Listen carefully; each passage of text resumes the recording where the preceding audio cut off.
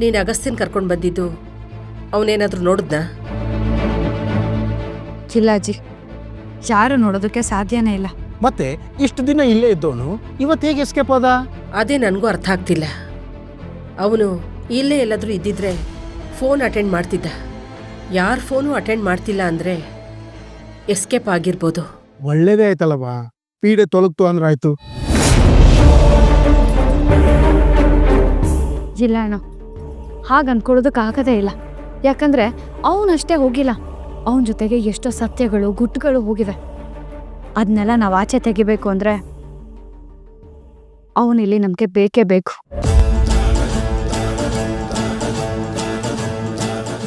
ಮತ್ತೇನು ಮಾಡೋದು ಹೆಂಡ್ತಿ ಇವಾಗ? ನಾನು ಅದನ್ನೇ ಯೋಚನೆ ಮಾಡ್ತಾ ಇದ್ದೀನಿ ಸರ್.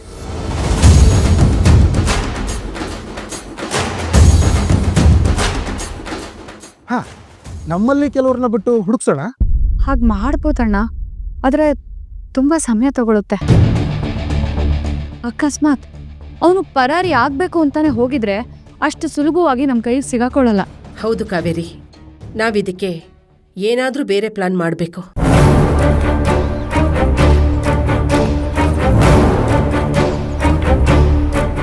ಅಜ್ಜಿ, ನನಗೊಂದು ಉಪಾಯ ಹೊಳಿತು.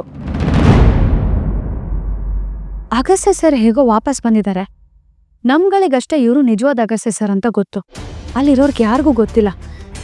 ಇವರೇನಾದರೂ ಅವನ ಥರನೇ ನಾಟಕ ಮಾಡಿದ್ರೆ ಸತ್ಯ ಏನು ಅಂತ ಆಚೆ ಬರುತ್ತೆ. ಪ್ಲಾನ್ ಚೆನ್ನಾಗಿದೆ, ಸತ್ಯ ಹೇಗೆ ಹೊರಗೆ ಬರುತ್ತೆ? ಅಕಸ್ಮಾತ್ ಅವನನ್ನ ಯಾರಾದ್ರೂ ದಾಳವಾಗಿ ಬಳಸ್ಕೊಳ್ತಾ ಇದ್ರೆ ಅಗಸ್ತ್ಯ ಸರ್ನೇ ಅವನು ಅಂತ ಅನ್ಕೊಂಡು ಬಂದು ಮಾತಾಡ್ತಾರೆ. ಆಗ ಅದ್ರ ಹಿಂದೆ ಯಾರಿದ್ದಾರೆ, ಏನು ಉದ್ದೇಶ ಇಟ್ಕೊಂಡು ಈ ಥರ ಮಾಡ್ತಿದ್ದಾರೆ ಅನ್ನೋದು ನಾವು ತಿಳ್ಕೊಬೋದು. ಶಬಾಷ್, ಪರ್ಫೆಕ್ಟ್ ಪ್ಲಾನ್. Sounds good. ನೀವು ಹೇಳ್ತಿರೋದು ರಿಯಲ್ ಅಗಸ್ತ್ಯ ಫೇಕ್ ಅಗಸ್ತ್ಯ ಆಗಬೇಕು, ರೈಟ್? Correct sir. ಆದರೆ ನಾವು ತುಂಬ ಹುಷಾರಾಗಿರ್ಬೇಕು ಸರ್. ನಂಗೆ ಯಾಕೋ ವೃಂದ ಮತ್ತು ವಿವೇಕ್ ಅವ್ರ ಮೇಲೆ ತುಂಬ ಅನುಮಾನ. ವೃಂದ ವಾಪಸ್ ಬರೋದಕ್ಕೇನಾದರೂ ಹೀಗೆ ಮಾಡಿದ್ಲ ಅಂತ. ಆದರೆ ನಮ್ಮ ಹತ್ರ ಸಾಕ್ಷಿ ಇಲ್ದಿರೋದ್ರಿಂದ ಏನು ಅಂದ್ಕೊಳ್ಳೋದಕ್ಕೂ ಆಗ್ತಾ ಇಲ್ಲ. ಯೋ ರೈಟ್ ಹೆಂಡ್ತಿ. ಅವಳು ಮನೆಗೆ ವಾಪಸ್ ಬಂದಿದ್ದಾಳೆ ಅಂದ ಕೂಡಲೇ ನನಗೂ ಇದೇ ಡೌಟ್ ಬಂದಿದ್ದು. ಹೌದು, ಅವ್ರಿಗೆ ನಿಮ್ಗಳನ್ನು ಬಿಟ್ಟರೆ ಬೇರೆ ಯಾರ ಮೇಲೆ ದ್ವೇಷ ಇರೋಕ್ಕೆ ಸಾಧ್ಯ? ನನಗೆ ಕೋಪ ಬರ್ತಿರೋದು ಏನಕ್ಕೆ ಗೊತ್ತಾ? ಇಷ್ಟೆಲ್ಲ ಮಾಡಿದ್ರು ದ್ರೋಹ ಅವಳನ್ನ ತಲೆ ಮೇಲೆ ಇಟ್ಕೊಂಡು ಮೆರೆಸ್ತಾ ಇದ್ದಾರೆ. ಯಾರು? ನಿನ್ನಮ್ಮ ಅನಿಕಾ. ಈ ವಿಷಯ ಇಲ್ಲಿಗೆ ಬಿಟ್ಬಿಡೋಣ ಅಜ್ಜಿ.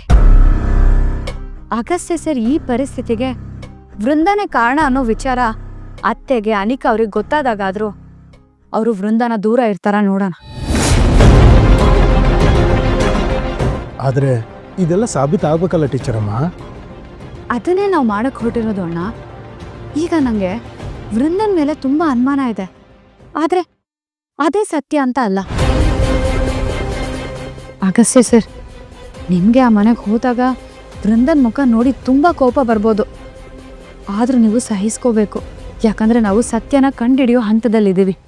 ನೀವು ಅವಳು